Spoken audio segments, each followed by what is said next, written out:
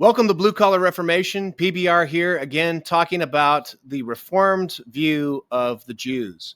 Now, in the last installment, I explained that there were basically these schools of thought about how to approach the Jews, and especially spent a lot of the time talking about the Hegelian dialectic. And today, I'm basically going to show how that came to the American soil and why people have the way of thinking that they do about the Jews and how to correct that thinking so that we can actually get to the gospel. Now, on college campuses, you're usually taught by your professors that right and left wing politics are two sides of the same coin on a spectrum of basically whether you're a fascist or whether you are a socialist. Now, what you find out as you deeply dive into these is that you find two sides of basically oppressive totalitarianism, and you also find that both are socialistic. And so really you become convinced, oh, I must be stuck in this basically spectrum of whether I'm a fascist or I'm a socialist. But all of this comes from a larger philosophical background of Hegelian dialecticalism, where everything is cast into the context of an oppressor-oppressed class warfare system. Now, what we find throughout history is that this finds different forms. For example, with Freud, there's a oppressor-oppressed class warfare system that's going on now, even today, with self-expression. So people want to express their self, their real internal self, and it finds expression in ways that are against the patriarchal Christian way of thinking from the Protestant past. You also have the example of Marxism with regard to the economics, that you have oppressors who are economic oppressors, and then you have oppressed classes, and you define justice for the economics of certain groups, and that basically you have them still in this dialectic of left and right, and that there'll be a final synthesis of a higher progress. But then you have a new term that comes up from Herbert Marcuse, where basically he points out that the American system of thought would not bear with a Marxist approach to economics because there was so much upward mobility due to the way our economics worked here and our Constitution worked. And so the result was, in order to get a revolution going in the United States, he realized that we needed to focus on the term race and racism. And so he really is the beginning of this terminology of racism and the warfare over races that has come up in American soil.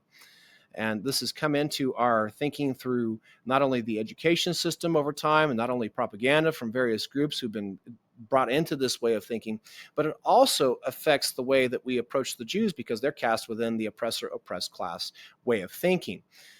Now, it's interesting because in the early 2000s, if you were alive to be aware of what was going on at that time, you saw a marked change of the way that people thought about one another based off of their race that had not really been felt and seen before.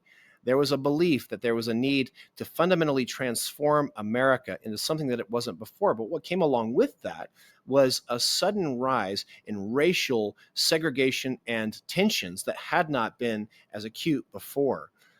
There's always been some suspicion of groups that people that don't look like you, don't talk like you, don't act like you culturally.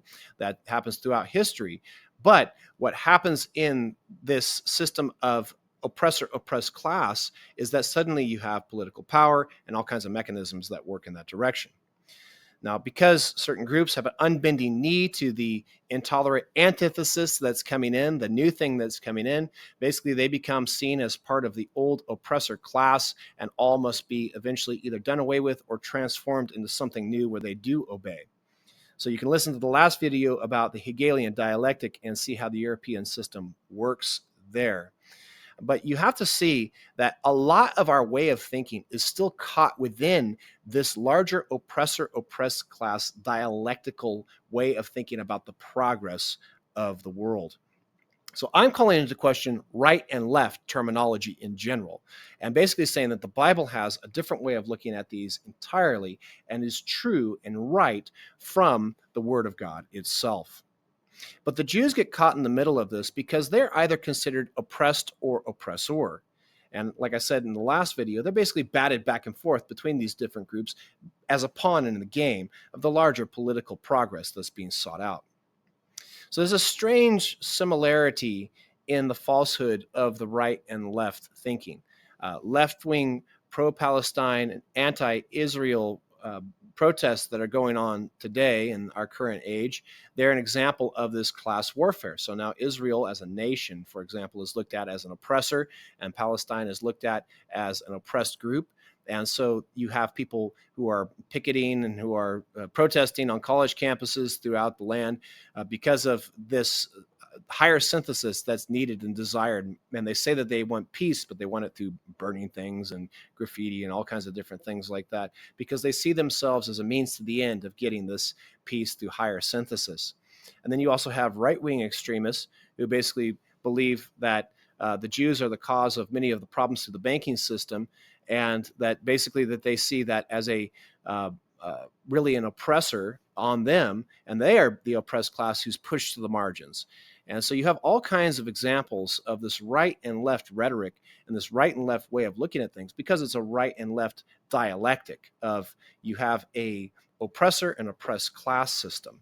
And now what this does is a lot of times it draws young men, especially teenagers, into one way of thinking or the other in order to basically find acceptance in the larger group. They're told that they aren't to speak about anything. They're told that they aren't to be listened to because they're part of an oppressor class themselves and growing up in the oppressor class.